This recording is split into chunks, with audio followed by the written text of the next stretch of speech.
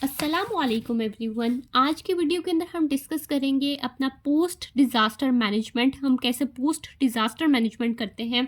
तो last video के अंदर हम ट्रांसपोर्टेशन तक पढ़ चुके थे। पोस्ट डिज़ास्टर मैनेजमेंट आपका बहुत इंपॉर्टेंट एससीक्यू है, आपके पास पेपर में कई बार रिपीट हो चुका है। इसकी आपको हेडिंग्स बहुत अच्छे से आनी चाहिए एंड मेन पॉइंट्स जो मैं आपके साथ डिस्कस करूँगी जस्ट आपने वो हाईलाइट करने हैं और अपनी हेडिंग्स को अच्छे से याद करना है और एक बार आपने थ्रू आउट रीड आउट करना है ताकि आपको अच्छे से याद हो जाए। उसके बाद जी आपके पास जो पोस्ट डिज़ास्टर मैनेजमेंट है ये आपके पास आउटकम्स के तौर पर भी कई बार आपके एससीक्यू में आ चुकी है। कई बार आपके पास आउटकम्स ऑफ फ्लड के बारे में आपका पास क्वेश्चन आ चुका है आपके यूएचएस के अंदर। तो आपने इस तरह से भी इसको याद रखना है कि अगर वो आपसे पूछते हैं कि आउटकम्स ऑफ डिज़ास्टर मैनेजमेंट क्या है तो तब भी आपने पोस्ट डिज़ास्टर मैनेजमेंट को लिखना है।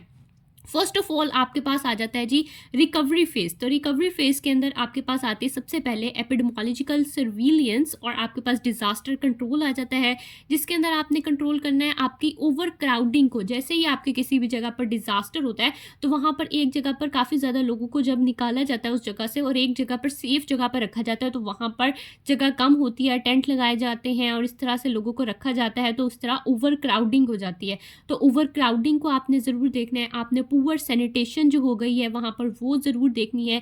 कोई भी कम्युनिकेबल डिजीज़ जैसे कि आपके पास डायसेंट्री है, कॉलरा है, टाइफाइड है, इस तरह की आपके पास टेटनस वगैरह, तो इस तरह की आपके पास कोई भी कम्युनिकेबल डिजीज़ जो है वो कॉज हो सकती हैं। देन आपने देखना है कि वाटर की कंटामिनेटेड सप्लाई तो नहीं है, वाटर सप्लाई ठीक है, वाटर की क्लोरीनेशन को आपने ज़रूर देखना है। आपने देखना है कि सीवेज सिस्टम ठीक है, पावर सिस्टम ठीक है, ये सारी चीज़ों को आपने ज़रूर देखना है। पोस्ट डिज़ास्टर मैनेजमेंट के अंदर आपने कंट्रोल करना है। डेली जो कंट्रोल प्रोग्राम्स थे आपने उनको कंट्रोल करना है। वो डिस्टर्ब हो गए हैं तो आपने उनको बेहतर बनाने की, उनको मैनेज करने की, उनको दोबारा से चलाने की कोशिश करनी है। उसके बाद आपके पास आ जाता है ब्रीडिंग ऑफ वैक्टर्स। जब आपके पास एक जगह पर फ्लड वगैरह आ गया है तो वहाँ पर आपको पता है कि पानी जब खड़ा होता है तो पानी के अंदर मच्छर वगैरह की बहुत ज़्यादा जो ब्रीडिंग होती है, तो आपके पास ब्रीडिंग ऑफ वेक्टर्स, इस तरह के इंसेक्ट वगैरह आपके पास ब्रीड करते हैं इस तरह के एरियाज़ के अंदर। जैसे कि आपके पास साफ़ पानी के अंदर डेंगू बहुत ज़्यादा फैलता है, तो इस तरह से जब आपके पास बारिशें वगैरह होती हैं तो आपके डेंगू बहुत ज़्यादा पंजाब वगैरह में फैल जाता है। तो आपको पता है कि आपको ब्रीडिंग जो है वेक्टर्स की भी इस तरह से डिज़ास्टर के अंदर हो जाती है और इस तरह से डेंगू फैलने का भी खदशा होता है। देन आपके पास कोई डोमेस्टिक या वाइल्ड एनिमल्स की वजह से भी आपके पास डिफरेंट डिजीज़ फैल सकती हैं, जिसमें आपके पास एंथ्रेक्स आ जाता है, लेप्टोस्पोरियोसिस आ सकता है। तो ये डिफरेंट डिजीज़ आपके पास एनिमल से भी फैल सकती हैं। देन आपके पास इमरजेंसी फूड की सप्लाई होनी चाहिए, आपके पास वाटर की सप्लाई होनी चाहिए एंड आपके पास शेल्टर की सप्लाई होनी चाहिए। जैसे आपके पास एक बहुत नारा फेमस हुआ था रोटी कपड़ा और मकान, तो आपके पास रोटी कपड़ा और मकान आपने प्रोविजन ज़रूर करनी है लोगों को in the post disaster management. उसके बाद आ जाता है जी आपने इसको प्रिवेंट कैसे करना है। तो हम कैसे प्रिवेंट कर सकते हैं, हम पब्लिक हेल्थ मेजर्स को इम्प्लीमेंट करेंगे, हम इन्वेस्टिगेट करेंगे रिपोर्ट्स को कि किस तरह से ये आउटब्रेक हुआ था, किस तरह से हम उसको मैनेज कर सकते हैं, फ्लड किस तरह से आउटब्रेक हुआ, हम फ्लड से किस तरह से बच सकते हैं, हम फ्लड्स के लिए डैम्स वगैरह बना सकते हैं ताकि हम एक्सेसिव पानी को स्टोर कर लें। एक्सेसिव बारिशें हों तो हम उस पानी को स्टोर करके उससे बिजली पैदा कर लें, तो हम डैम्स बना सकते हैं। इस तरह की हम सारी मैनेजमेंट की टेक्निक्स जो हैं, जो हमारी मैनेजमेंट को अच्छा बनाने के तरीके हैं, हमने उन पर ज़रूर फोकस करना है और किस तरह से हम डिज़ास्टर को प्रिवेंट कर सकते हैं हम उन पर फोकस करेंगे।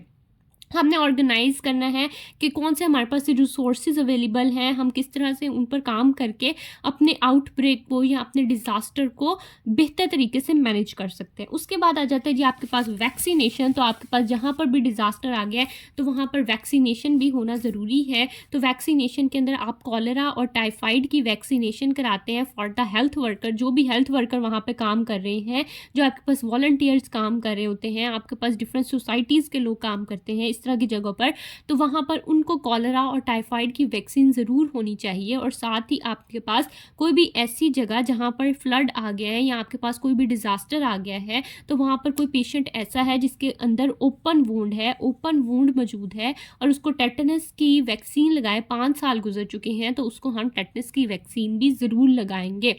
ये आपके पास बहुत इंपॉर्टेंट MCQ है कि वो पूछते हैं कि कॉलेरा और टाइफाइड की वैक्सीन किन लोगों को लगाते हैं, तो ये आपके पास हेल्थ वर्कर्स को लगाते हैं। मोस्टली बच्चे जो हैं वो जो लोग होते हैं वहाँ पे जो इंजर्ड होते हैं उनको क्लिक कर देते हैं, तो वो आपका गलत हो जाता है। आपने हेल्थ वर्कर्स को क्लिक करना है।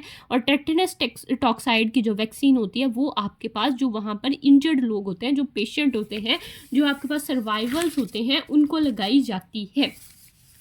नेक्स्ट आपके पास आ जाता है जी न्यूट्रिशन। हम फूड की सप्लाई को बेहतर करेंगे। पोस्ट डिज़ास्टर मैनेजमेंट में हमने न्यूट्रिशन की सप्लाई को बेहतर करना है, हमने फूड की सप्लाई को बेहतर करना है, हमने न्यूट्रिशन की नीड्स को देखना है कि कितनी पॉपुलेशन है और उसको कितनी न्यूट्रिशन की ज़रूरत है, तो हमने न्यूट्रिशन की नीड्स को देखना है। हमने देखना है कि डेली का उस जगह पर हमारा राशन कितना लग रहा है, हमने उसकी कैलकुलेशन करनी है। हमने न्यूट्रिशनल स्टेटस देखना है, क्योंकि वहाँ पर कोई भी प्रेग्नेंट वूमेंस हो सकती हैं, इन्फेंट्स हो सकते हैं, चिल्ड्रन हो सकते हैं, तो हमारे पास नर्सिंग मदर्स हो सकते हैं, कोई सिक पर्सन हो सकते हैं, तो हमने देखना है कि उनको मैल न्यूट्रिशन ना हो जाए। यहाँ पर इस तरह की सिचुएशंस के अंदर आपको पता है मरासमस और क्वाशरकॉर्ड फैलने के बहुत ज़्यादा खदशात होते हैं, तो हमने इस वजह से उनके न्यूट्रिशनल बैलेंस को ज़रूर मेंटेन करना है। नेक्स्ट आपके पास आ जाता है जी रिहेबिलिएशन। रिहेबिलिएशन जो है वो आपके लिए बहुत इंपॉर्टेंट है। रिहेबिलिएशन के अंदर सबसे पहले आपके पास आ जाता है जी वाटर सप्लाई।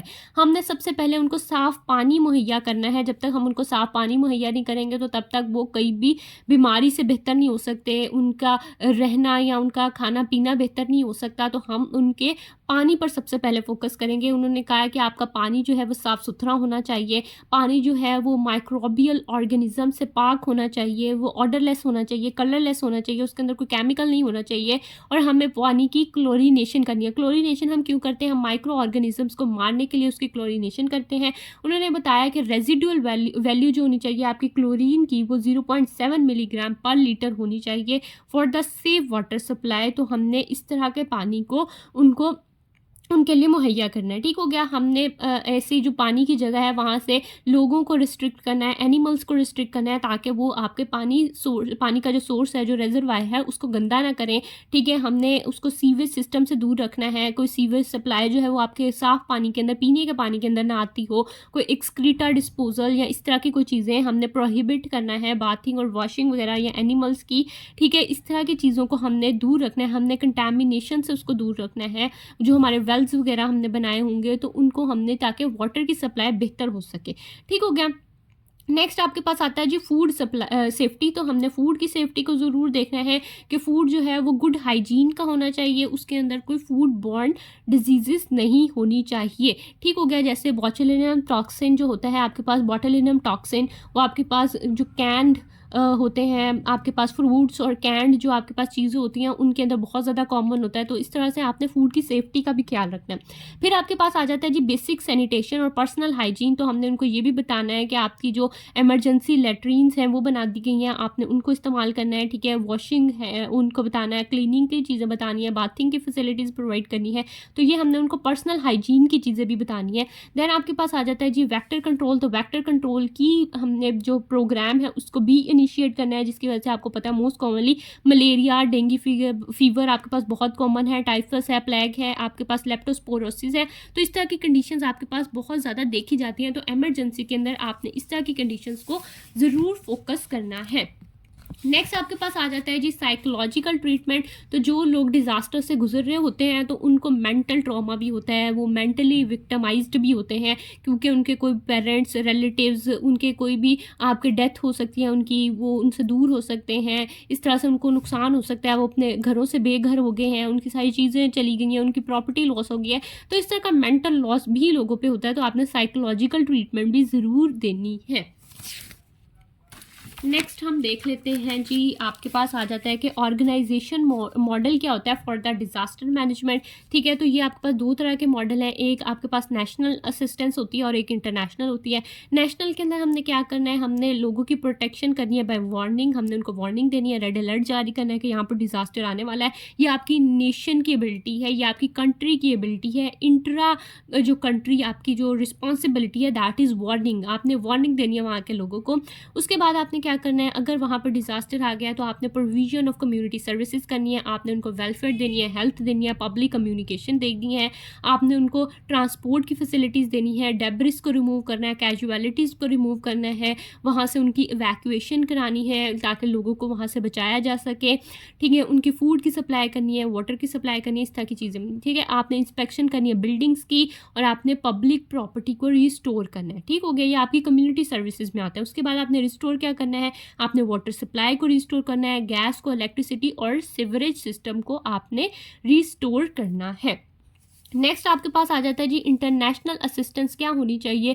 तो इंटरनेशनल के अंदर आपके पास वो क्या करेंगे, वो आपको शेल्टर प्रोवाइड कर सकते हैं, फूड क्लोथिंग दे सकते हैं, मेडिकल और नर्सिंग सर्विसेज दे सकते हैं, ठीक है, या वो वॉलंटियर्स आपको दे सकते हैं जो मेडिकल और नर्सिंग फैसिलिटीज़ प्रोवाइड करेंगे, आपको फंड्स वगैरह दे सकते हैं, फाइनेंशियल एड दे सकते हैं, फूड सप्लाई दे सकते हैं, मेडिकल एड दे सकते हैं, ठीक है, इस तरह की चीज़ें प्रोवाइड कर सकते हैं। उसके बाद स्पोर्टिंग सर्विसेज क्या होगा, वो सर्वे करेंगे, कम्युनिकेशन प्रोवाइड करेंगे, स्पोर्ट दे सकते हैं, सप्लाई प्रोवाइड कर सकते हैं और आपकी असिस्ट कर सकते हैं लोकल अथॉरिटीज़ को, ठीक हो गया। तो ये आपके पास आ जाते हैं कुछ important points of the organisation model of the disaster management. उसके बाद आपके पास क्या आता है कि जो भी जहाँ पर भी आपके पास डिज़ास्टर आ गया, अब हम वहाँ पर रिलीफ प्लान बना रहे हैं, तो हम क्या करेंगे, रिलीफ प्लान के अंदर हम क्या करेंगे, हम सबसे पहले रेस्क्यू करेंगे विक्टिम्स को, हम इमरजेंसी उसको मेडिकल केयर देंगे, फिजिकल डेंजर से उसको प्रोटेक्ट करेंगे, जैसे कि वहाँ पर कहीं आग लग गई है, गैस लीक हो गई है, तो हम फिजिकल डेंजर को एलिमिनेट करेंगे, ठीक है, हम मेडिकल केयर देंगे, सेफ वाटर सप्लाई देंगे, फूड क्लोथिंग और शेल्टर प्रोवाइड करेंगे, और ह्यूमन जो आपकी डिस्पोजल होता है उसके लिए हम उसको जगह प्रोवाइड करेंगे, सीवरेज सिस्टम को बेहतर बनाएंगे, ठीक है, ये आपके कुछ कॉमन पॉइंट्स हैं। उसके बाद आ जाती है आपकी ड्यूटीज़ क्या है एक हेल्थ टीम की।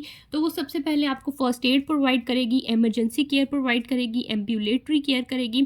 फर्स्ट एड प्रोवाइड करनी होती है कि वो फर्स्ट एड आपको थोड़ी बहुत जो इंजरीज आई है फर्स्ट एड जल्दी से प्रोवाइड करेगी, ठीक है, वो फर्स्ट एड होगी। उसके बाद इमरजेंसी केयर क्या होती है कि बहुत कोई हाईएस्ट प्रायोरिटी के लोग हैं, जैसे कि रेड टैग वाले, रेड ट्राइएज वाले लोग हैं, तो उनको इमरजेंसी केयर देना ज़रूरी है। कोई इमरजेंसी में आपको सर्जरी करना पड़ जाए, कोई इमरजेंसी ऑपरेशन करना पड़ जाए, तो दैट इज़ इमरजेंसी सिचुएशन। किसी इंसान को सांस नहीं आ रहा तो आपको इमरजेंसी में ट्रेकियोस्टमी करनी पड़ जाए, तो दैट इज़ इमरजेंसी केयर। उसके बाद आ जाता है जी एम्बुलेटरी केयर। तो एम्बुलेटरी केयर के अंदर क्या होता है कि आप एम्बुलेशन, आपको पता है जैसे एम्बुलेंस होता है, एम्बुलेंस का मतलब है मूवमेंट करने वाला, यानी मोबाइल, यानी आप मोबाइल केयर प्रोवाइड करते हैं, आप वहाँ जाते हैं और वहाँ जाकर केयर प्रोवाइड करते हैं, दैट इज़ एम्बुलेटरी केयर।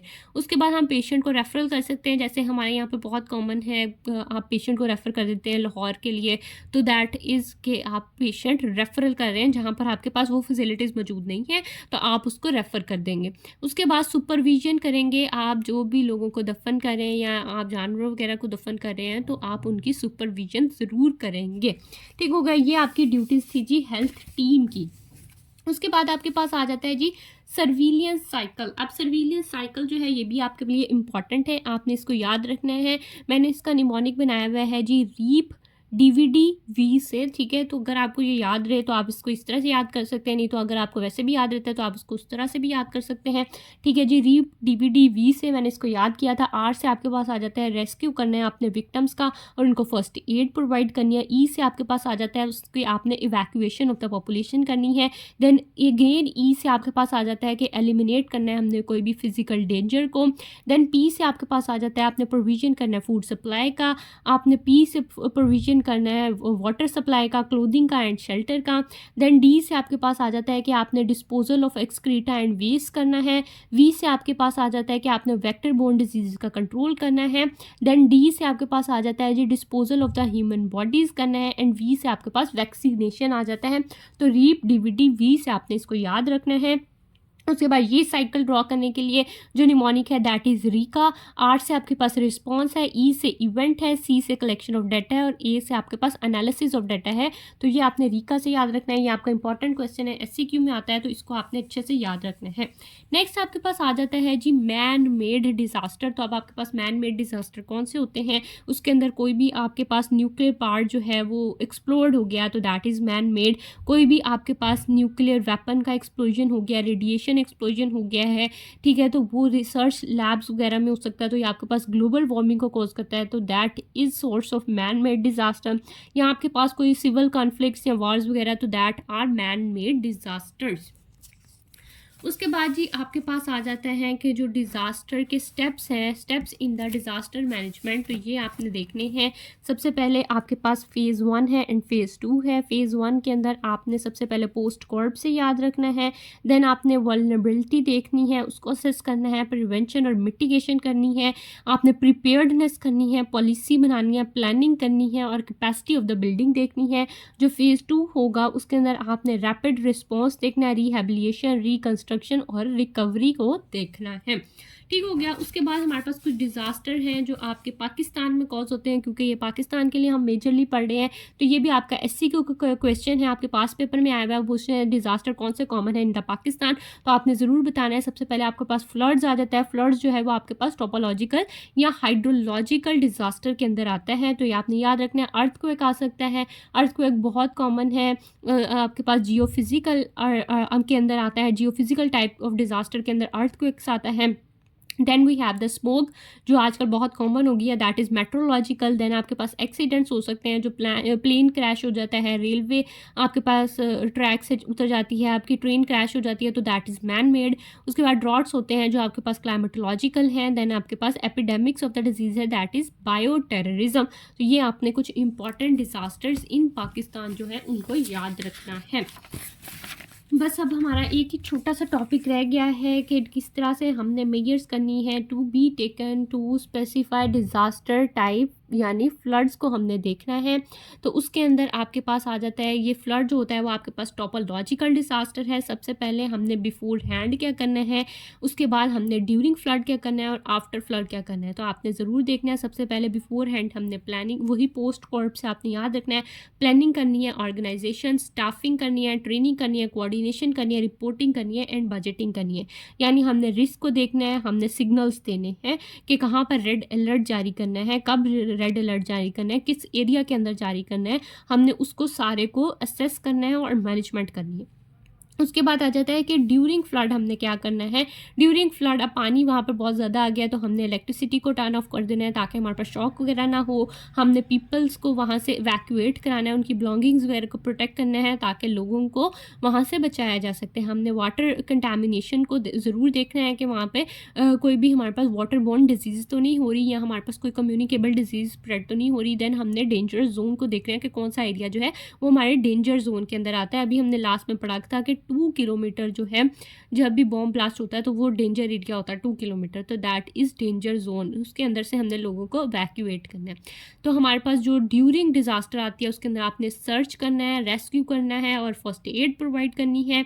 ठीक है जी, आपने इंफॉर्मेशन केयर प्रोवाइड करनी है, आपने ट्राइएज करना है, टैगिंग करना है, आइडेंटिफिकेशन ऑफ द डेड करना है एंड ट्रांसपोर्ट करना है, तो ये आपने याद रखना है। देन आपके पास आ जाता है जी आफ्टर फ्लड आपने क्या करना है। तो आफ्टर फ्लड के अंदर आपने क्लीन करना है और डिसइंफेक्ट करना है रूम्स को, आपने स्टरलाइज करना है, वॉश करना है बॉइलिंग वाटर्स को, सारे यूटेंसिल्स को यूज़ से पहले, और आपने rid of food that has been in और नियर द फ्लड वाटर। तो जहाँ पे भी हमारे पास कोई ऐसा खाना जो फ्लड की जद में आ गया, उसके पानी के साथ आ गया, तो उसको हमने फेंक देना, उसको इस्तेमाल नहीं करना। ठीक है, तो हम इसके साथ ये भी कुछ पॉइंट एक्स्ट्रा ऐड कर सकते हैं जिसके अंदर आपके पास आ जाता है जी आपने एपिडेमोलॉजिकल सर्विलेंस करनी है, वैक्सीन देनी है, न्यूट्रिशनल रिहेबिलिटेशन करनी है, food and water supply, shelter की सप्लाई करनी है, आपने एक्सक्रीशनल स्पेस की डिटर्मिनेशन करनी है, मेडिकल फैसिलिटीज़ देनी है, वाटर बॉर्न डिजीज़ को कंट्रोल करना है, वेक्टर को कंट्रोल करना है, आपने जूनोटिक डिजीज़ को कंट्रोल करना है, सैनिटेशन को बेहतर करना है एंड आपने इमोशनल एंड साइकोलॉजिकल सपोर्ट भी प्रोवाइड करनी है। तो ये आपका छोटा सा चैप्टर था जो बहुत इंपॉर्टेंट था। इसमें से SCQ भी आना है, आपका MCQ भी आने हैं, तो आपने इसको ज़रूर अच्छे से करना है। That is important for you, that is all from my side. आपका फर्दर कोई क्वेश्चन हो तो आप मुझे कमेंट डाउन कर सकते हैं।